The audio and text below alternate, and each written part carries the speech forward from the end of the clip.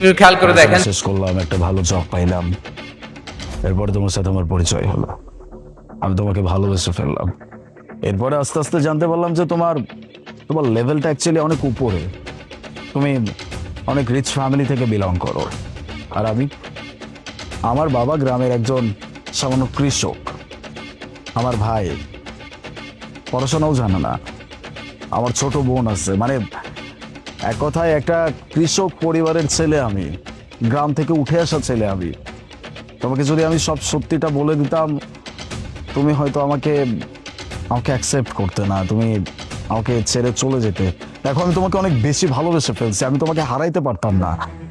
আমি আমি খুব ভয় পেতাম যে আমি যদি তোমাকে হারাই ফেলি, দ্যাটস ওয়াই আমি এই সব কিছু তোমার কাছে লুকাইছি।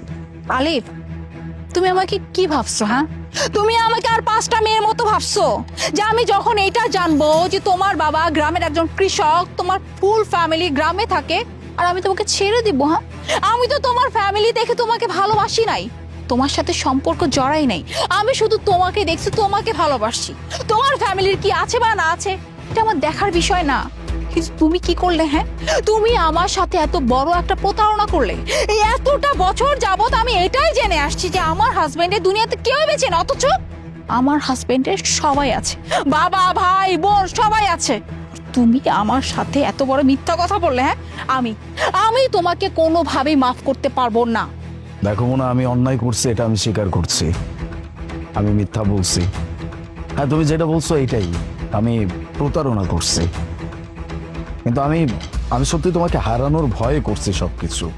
আমি তোমাকে ভালোবাসি, সবকিছু মিথ্যা হইলেও এটা অনেক বড় সত্যি যে আমি তোমাকে ভালোবাসি, আর তোমাকে ভালোবাসি বলে এই মিথ্যাগুলো আমার বলতে হয়েছে। এর বাইরে আমার আসলে কিছু বলার নাই। I am sorry.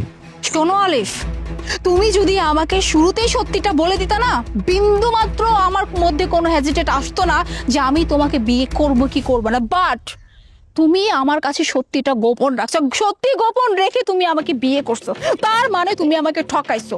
So definitely আমি তোমাকে কোনোভাবে মাফ করতে পারবো না। আমি তোমার সাথে থাকবো না। আমি তো তোমাকে সরি বললাম, এখন যদি তুমি বলো, আমি তোমার কাছে হাত জোর করে ক্ষমা চাচ্ছি।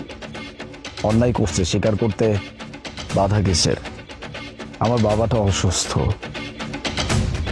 তুমি যদি আমাকে ক্ষমা নাও করো, আমি তোমাকে জোর করতে পারবো না, কিন্তু আমার বাবার কাছে তো আমার যেতে হবে।